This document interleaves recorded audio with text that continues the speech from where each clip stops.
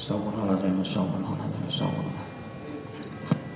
La hadaratna Mustafa Muhammad sallallahu alaihi wasallam ala alihi wa ashabihi wa azwajihi wa dzurriyyatihi wa ali baitihi ajma'in. Wa li jami'il muslimin wal muslimat wal mu'minin min hadha sallallahu alaihi syekhina Muhammad. La rahimah. Hadaratun Nabi al-Fatihah. Ya Allah, Surah Al-Ladzina an'amta 'alaihim ghairil maghdubi 'alaihim waladdallin. Assalamualaikum warahmatullahi wabarakatuh. Bismillahirrahmanirrahim. Innal hamdalillahi nahmaduhu wa nasta'inuhu wa nastaghfiruh. Wa na'udzu billahi min shururi anfusina wa min sayyiati a'malina. May yahdihillahu fala mudilla lahu wa may yudlil fala hadiya lahu. Asyhadu an la ilaha illallah wahdahu la syarika lahu wa asyhadu anna Muhammadan 'abduhu wa rasuluhu la nabiyya ba'dahu. Allahumma shalli wa sallim wa barik ala sayyidina Muhammadin wa ala alihi wa ashabihi ajma'in. Subhanaka la ilma lana illa ma 'allamtana innaka antal alimul hakim wa tub 'alaina innaka antat tawwabur rahim. Wa la hawla wa la quwwata illa billahil 'aliyyil 'azim. Rabbi shrah li sadri wa yassir li amri wahlul 'uqdatam min lisani yafqahu qawli, amma ba'du. Hadirin jamaah salat maghrib Masjid Besar Taqwa yang dimuliakan Allah. Pertama-tama terlebih dahulu marilah kita sama-sama memanjatkan puji dan syukur kita kehadirat Allah Subhanahu wa taala, karena dengan nikmat rahmat karunia taufik dan hidayahnya jualah sehingga kita pada malam hari ini kembali kita merasa ringan melangkahkan kaki menuju Masjid Besar Taqwa ini dalam rangka sama-sama kita melaksanakan kewajiban kita selaku umatnya Nabi besar Muhammad SAW, umat muslim, yaitu kita senantiasa diperintahkan untuk mengerjakan sholat 5 kali dalam sehari semalam. Nah, tadi kita sudah melaksanakan sholat maghrib secara berjamaah. Kemudian kita sama-sama sambil menunggu waktu datangnya sholat isya, kita dengan niat i'tikaf di dalam masjid ini, nawaitu an a'takifa fi hadzal masjid sunnatan lillahi ta'ala. Sengaja saya beriktikaf di dalam masjid ini sunat atasku karena Allah Ta'ala. Dan di dalam kita beriktikaf di dalam masjid ini kita gunakan untuk kita sama-sama menggali ilmu agama. Salawat serta salam semoga pula senantiasa tercurah kepada junjungan kita Nabi besar Muhammad sallallahu alaihi wasallam, pada keluarga beliau, sahabat beliau, dan orang-orang yang senantiasa mengikuti jejak langkah beliau ila yaumil qiyamah. Baiklah, kita akan melanjutkan pelajaran kita, yaitu tentang kitab Asraris Shalah atau rahasia-rahasia di dalam sholat, yang dikarang oleh Abdurrahman Siddiq bin Muhammad Afif Al-Banjari. Sidin ini adalah mufti Indragiri, cucu daripada Syekh Muhammad Arsyad Al-Banjari, Datuk kita Kalampayan. Qala al-mu'allif rahimahullahu ta'ala wa nafa'ana bihi wa bi'ulumi fid darain, amin. Dan adapun pakaian, maka kesempurnaannya dengan 3 perkara. Pertama, bahwa adalah asalnya daripada harta yang halal. Asalnya daripada harta yang halal. Artinya kita membeli pakaian itu dengan duit yang halal. Atau misalnya kita berdagang, modalnya modal yang halal. Ya kan? Jadi kita membeli pakaian dengan pakaian harga atau duit yang halal. Itu yang pertama dahulu. Kemarin sudah ulun singgung bahwa pakaian ini adalah sangat menentukan diterimanya amal ibadah kita. Kemarin ujar ulun, andaikan pakaian itu misalnya seharga 100.000, lalu di situ yang di dalam 100.000 itu 10.000 aja kita campur dengan harta yang kada halal, maka pakaian itu tadi yang kita pakai itu membawa kepada amal ibadah kita itu tidak diterima oleh Allah Subhanahu wa ta'ala. Ini masalah pakaian.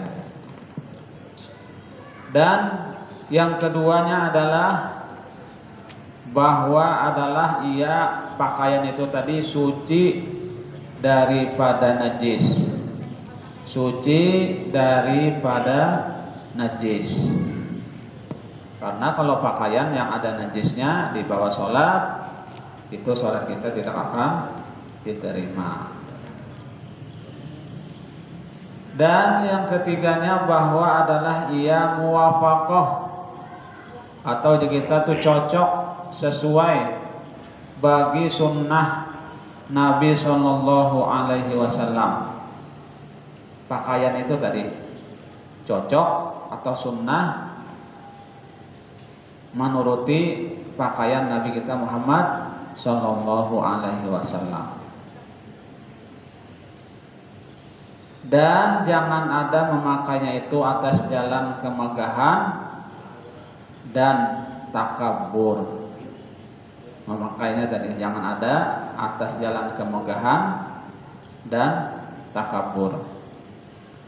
Arti muwafaqah sesuai dengan sunnah Nabi Muhammad SAW itu ialah pakaian itu ibaratnya ya ibarat tuh pakaian syar'i, ujar orang wah ini ya pakaian yang syar'i.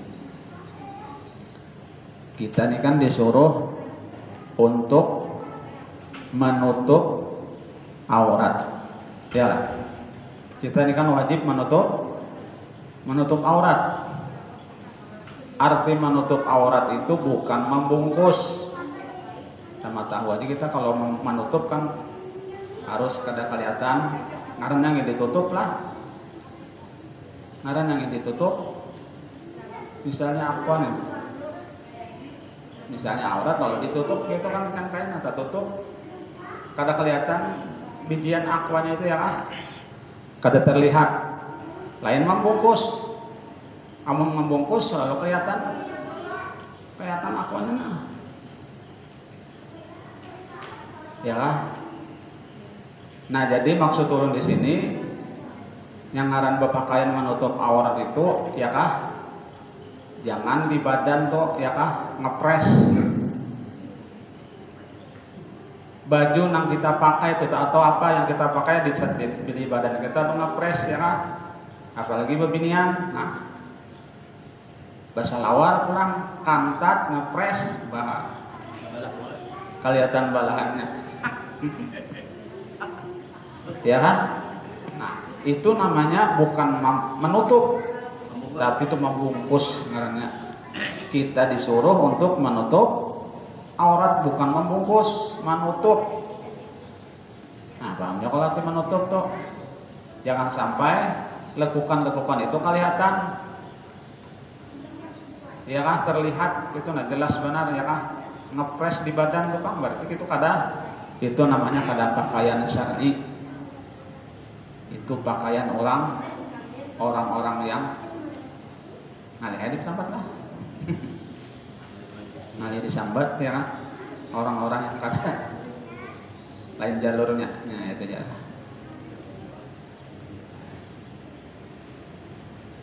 Dan adapun memeliharakan waktu, maka kesempurnaannya di dalam 3 perkara.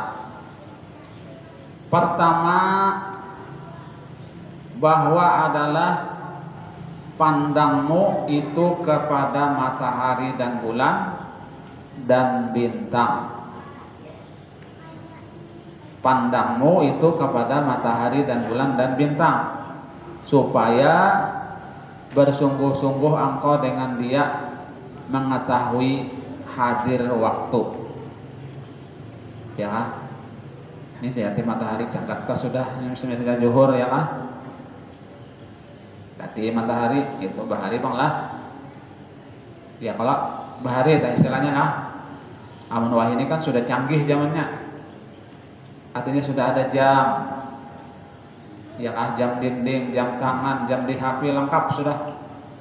Ada bahari, orang melihat waktu, melihat ke atasnya, melihat di matahari. Oh, sudah cangkat matahari ini parak zuhur sudah ya kah? Nah bahari. Oh kenapa garang jar kitab ini mang anu ya kah? Kisah bahari kitabnya nih ya kah? Karena ada pengorang mengarang kitab wah ini ya kah?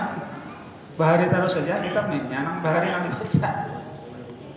Kalau bang misalnya ada komplain kenapa dari kitab ini pina membicarakan tentang lawas karena dibacakan ngaran kitab karangan ini karangan bahari ya kan ada karangan wah ini kitab nih karangan bahari terus ya kan karangan lawas sudah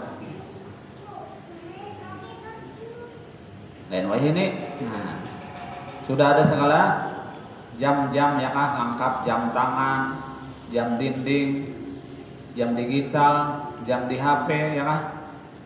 Karena kesulitan lagi, biar misalnya mandong kinari, tetapi oh jam 11 sudah misalnya, parak zuhur ya kan. Dan yang keduanya bahwa adalah pandangmu itu kepada bang atau azan ya kita. Mendengar-dengar orang azan ya kan. Kita menunggu waktu ya kan. Dan yang ketiganya bahwa adalah hatimu memikirkan dan memeliharakan bagi waktu. Artinya sholat kita itu jangan sampai tak keluar waktu. Nah, tak keluar waktu, talibas waktunya sudah tak keluar, jangan. Apalagi subuh lah, subuh paling apa ngalih memeliharanya ya subuh.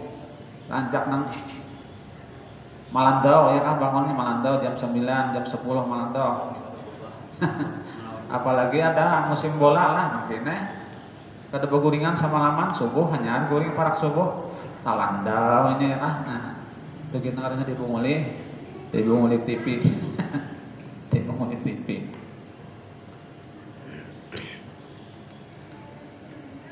dan adapun menghadap kiblat maka kesempurnaannya di dalam 3 perkara. Pertama, bahwa menghadap engkau akan kiblat dengan dada dan muka engkau. Menghadap kiblat dengan dada dan muka engkau. Ini kita nih arahnya nih menghadap ke arah kiblat, ya kan dada kita dan muka. Dan keduanya bahwa berhadap engkau dengan hatimu atas Allah Ta'ala. Jadi hati kita menghadap Allah Ta'ala. Walaupun badan kita ini dada kita menghadap arah kiblat, ya kan? Muka menghadap arah kiblat, tapi hati menghadap Allah Subhanahu wa Ta'ala. Ya kan?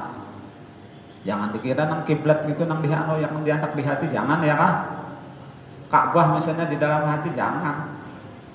Ka'bah itu adanya hanya arah kita menghadap ya ke arah kita hadapan kita ke situ. Tapi yang dihadapi hati kita adalah Allah Subhanahu wa Ta'ala. Dan yang ketiganya bahwa adalah engkau dengan khusyuk lagi menghinakan diri, ya khusyuk lagi menghinakan diri. Artinya diri kita nih masa merasa hina, merasa rendah, ya kan? Karena kita tadi Allahu Akbar sudah, Allahu Akbar, berarti Allah yang maha besar. Kita nih kecil, halus, hina, rendah, fakir, miskin, ya kan? Sangat berhajat kepada Allah Subhanahu wa Ta'ala. Itu kesempurnaan menghadap kiblat. Dan adapun niat, maka kesempurnaannya di dalam 3 perkara. Niat nih. Pertamanya, bahwa engkau ketahui apa jua sembahyang yang engkau sembahyangkan akan dia. Itu niat kita nih, ya kan? Pertama dulu mengetahui yang kita sembahyang ini apa yang kita sembahyang, ya kan? Waktu apa maksudnya? Waktu zuhur kah? Waktu asar kah, ya kan? Waktu maghrib atau waktu isya atau waktu subuh? Itu dulu yang diketahui, ya, ini niat nih, ya kan? Jangan sampai salah niat, ya kan? Jangan sampai salah menaruh niat. Aku sembahyang fardu zuhur misalnya, tapi di waktu asar, berarti salah niat sebenarnya. Hati-hati, ya kan? Tepat-tepat maksudnya tuh menyebutkan sembahyangnya tadi. Dan yang keduanya, bahwa engkau ketahui bahwasanya engkau itu berdiri antara hadapan Allah Ta'ala. Berdiri engkau antara hadapan Allah Ta'ala, artinya kita berdiri di hadapan Allah. Dan padahal ia memandang akan dikau, maka berdiri engkau dengan hebat. Artinya kita nih merasakan bahwa Allah itu malah Allah Ta'ala itu memandang kita, ya kan? Waktu kita sholat tadi dirasakan bahwa Allah Ta'ala itu memandang kepada kita, ya kan? Nah, kita pun berada di hadapan Allah. Dan ketiganya, bahwa engkau ketahui bahwasanya Allah Ta'ala mengetahui akan barang yang di dalam hatimu. Engkau ketahui bahwasanya Allah Ta'ala itu mengetahui akan barang yang di dalam hatimu, maka kosongkan olehmu akan dia, hati tadi, daripada segala pekerjaan dunia, ya kan? Jangan ketika kita sholat, hati kita sibuk dengan dunia, ya kan? Hati kita sholat, tapi kita sholat, hati kita berjalan ke pasar misalnya, ya kan? Melihat-lihat segala di alun-alun misalnya, terbayang-bayang, padahal haratan sholat. Berarti hati kita itu sibuk dengan urusan dunia aja, ya kan? Nah, padahal Allah tadi sangat tahu dengan apa yang ada di dalam hati kita. Nah, oleh karena itu ujar Sidin, kosongkan olehmu akan hatimu tadi daripada segala pekerjaan dunia. Itu jangan mengingat-ingat urusan dunia lagi, ya kah? Allah aja yang diingat, ya kah? Allah aja yang kita ingat, ya kalau memandirnya mandir, ya kalau melaksanakannya yang berat mana, ya kah? Memandirnya mana, ya kah? Tapi lu sudah sembahyang, nah itu urusan masing-masing ya lagi, ya kah? Kadang-kadang tahunnya juga, ya kah? Memandir aja nyaman aja. Cuma berusaha, ya lah, berusaha sekuat tenaga itu, ya kan, semaksimal mungkin bahwa hati kita ini jangan mahayabang gitu, jangan bahasa Banjar tuh mahayabang. Kita Pak, ketika kita sedang sholat, jangan mengingat pekerjaan, ya kah? Jangan mengingat urusan dunia. Dan adapun takbiratul ihram, takbiratul ihram itu ya Allahu Akbar, itu takbiratul ihram katanya. Maka kesempurnaannya itu di dalam 3 perkara. Pertamanya bahwa takbir engkau dengan takbir yang sah lagi jazam. Takbir yang sah kita lagi jazam, yakin bahwa Allah Ta'ala aja yang maha besar. Kita kelalah Allahu Akbar. Ada danang lain lagi ya, Allah Ta'ala aja yang maha besar. Yakin jazam kita yakin ya kan. Nah, itu ketika kita takbir. Dan yang keduanya bahwa engkau angkatkan 2 tanganmu berbetulan 2 telingamu. Berbetulan dengan 2 telinga ketika kita takbiratul ihram. Berbetulan dengan telinga kita. Bahu kita ya kan di atas bahu.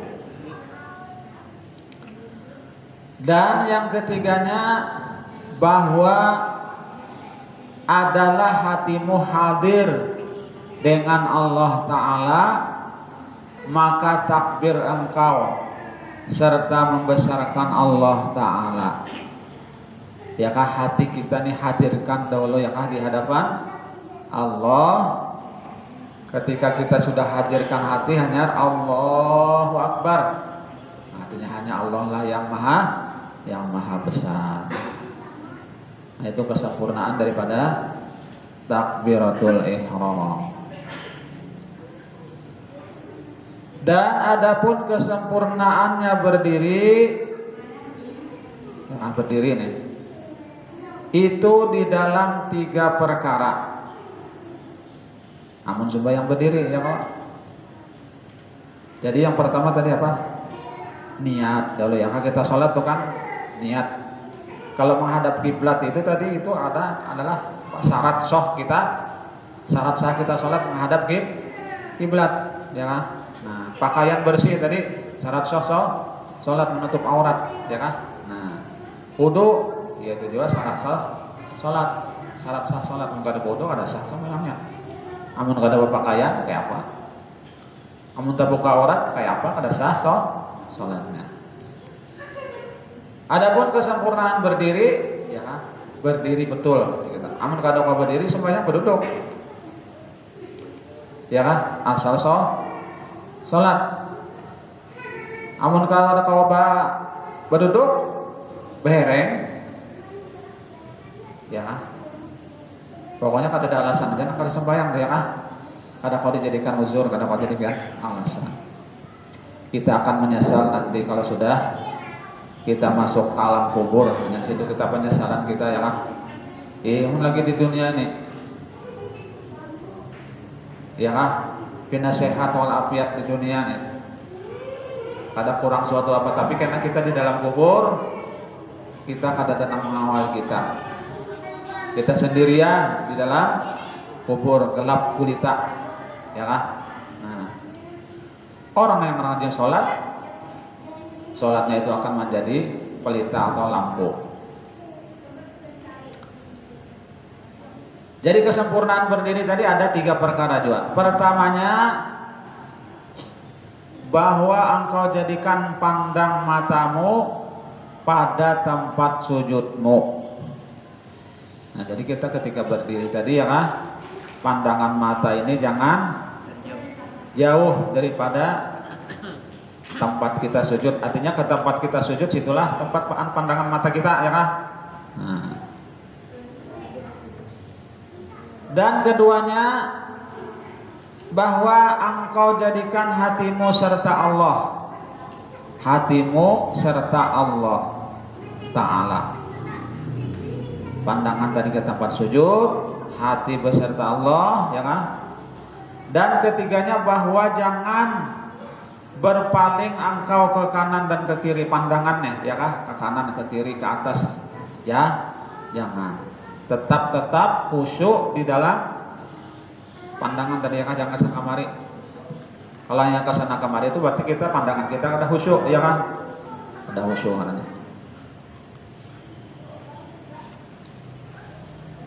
Nah itu kesempurnaan berdiri.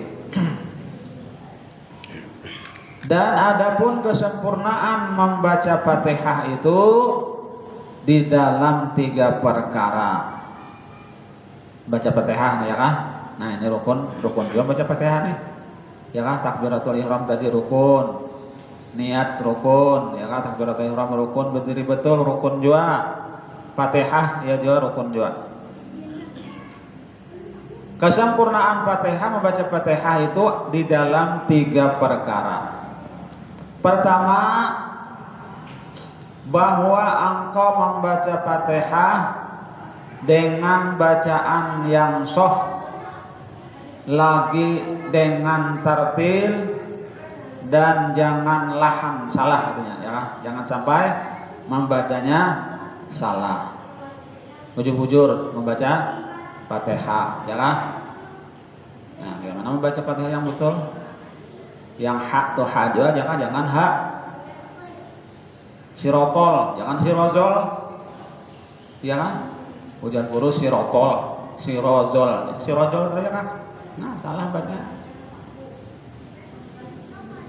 Bujur-bujur membaca ya kan? Yang mustaqim, pakai kop kim, jangan kim. Takakap, mustaqim, kim, ya kan? Bujur-bujur membaca ya kan? Jangan mustaqim, takakap, kayak apa kesannya? Bujur-bujur membaca Fatihah.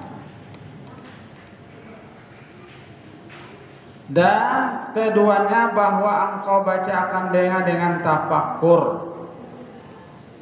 Membacanya dengan tafakkur.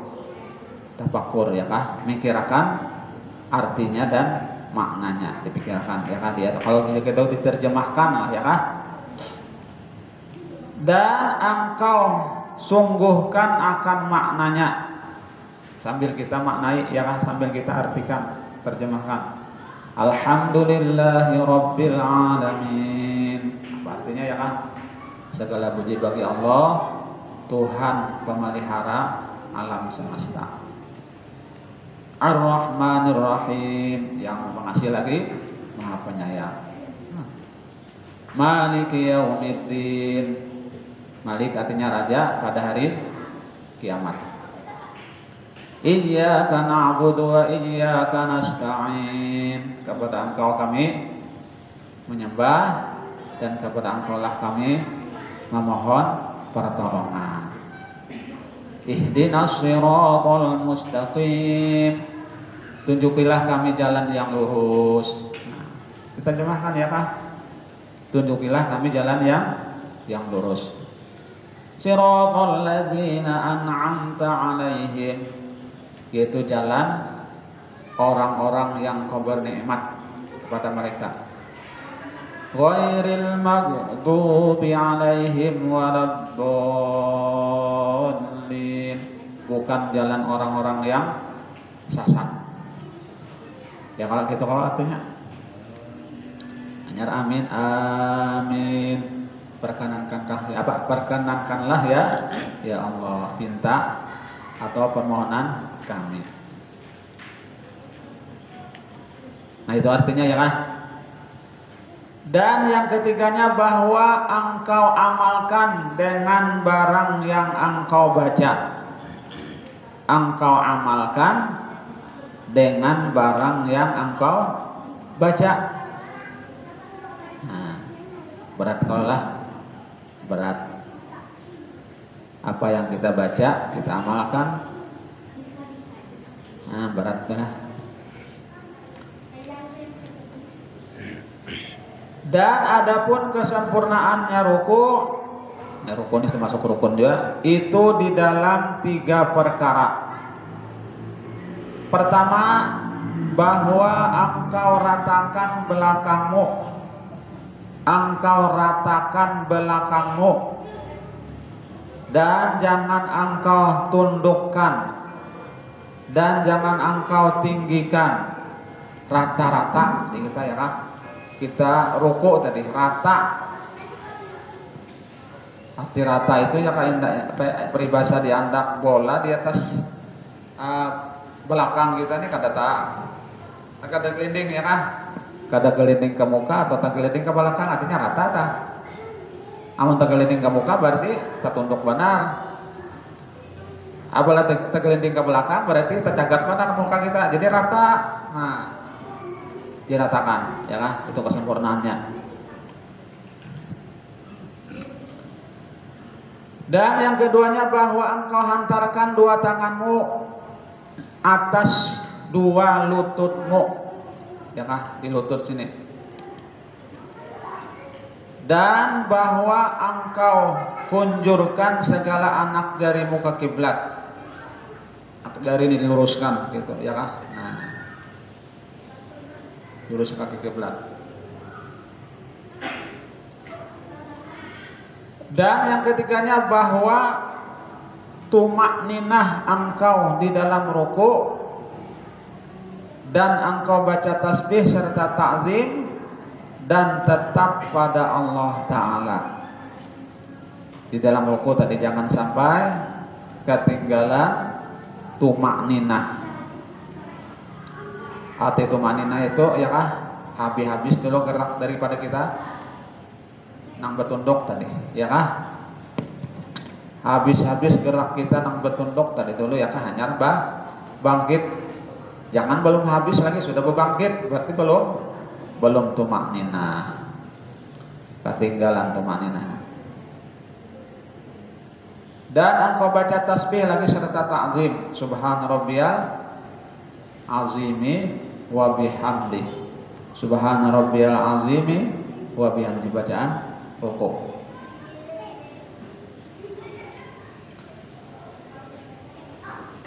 Barang kisah udahlah.